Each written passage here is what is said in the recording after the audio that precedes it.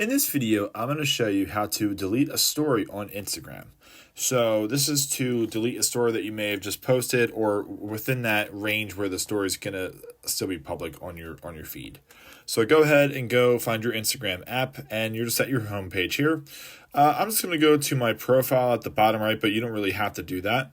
So what you want to do is actually click and hold on your story. So we're going to go ahead and do that.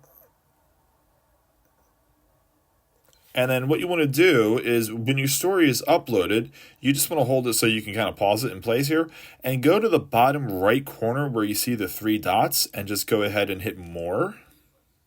And then you're going to have a bunch of options to save it, to share it, to really do anything that you want. So for this example, if you want to delete the story, you go ahead and you click delete.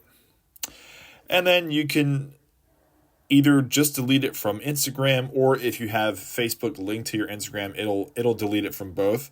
So you do have a couple options there. I'm just going to choose to delete it from both, and it's deleting. And then once it's done, your story is gone and nobody will see it, nobody will find it. And there you have it. That is how you would go about deleting a story on Instagram.